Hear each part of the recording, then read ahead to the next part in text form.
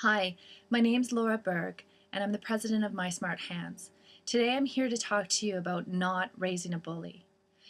It's really upset me lately when I hear about young kids who are committing suicide because they're being bullied online and at school. I just don't understand where their parents are. How do they not know that their children are being mean to other kids?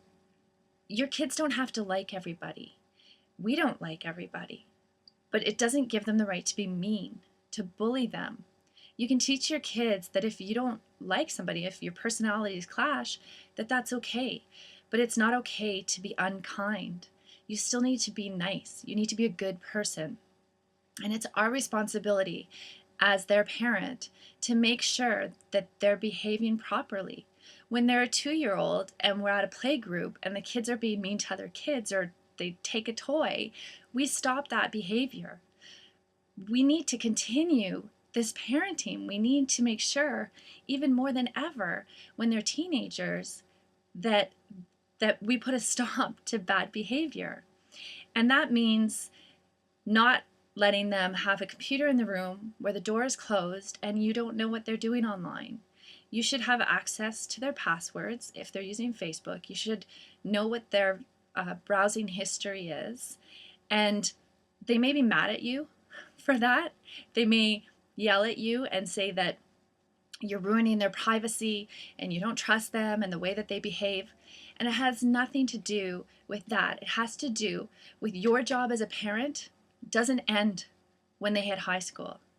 You still need to guide them in how to behave and what is right and what is wrong.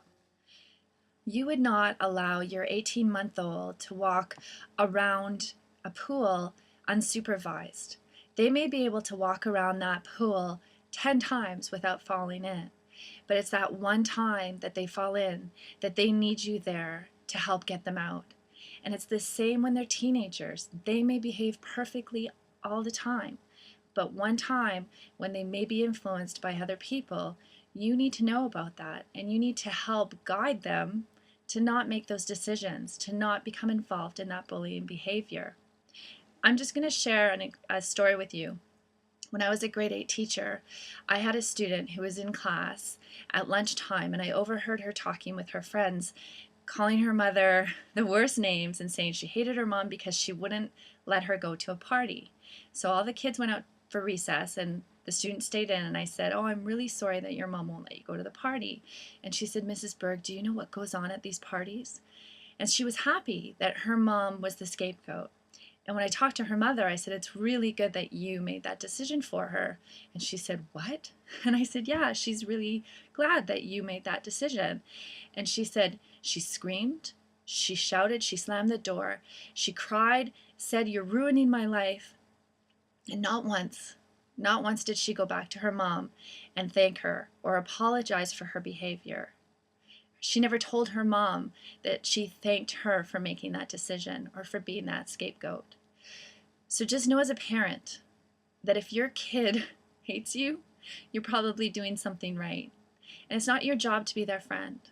You can be their friend when they're in their 20s, when they've moved out of the house, and they're a responsible adult. But when they're a teenager and they're growing up, you have to be the one to make those decisions for them, even if it's tough on you, even if they yell at you and they say they hate you. Know that you're doing the right thing. So don't raise a bully. Make sure you know what your kids are doing online, who their friends are, how they're treating others. Teach them that it's okay if they don't like everybody, but they must be kind to everyone. They can't be mean. It's not an acceptable way to treat others. You wouldn't want anybody doing that to your kid. So make sure that your kid doesn't do that to others. Thanks for watching. Bye for now.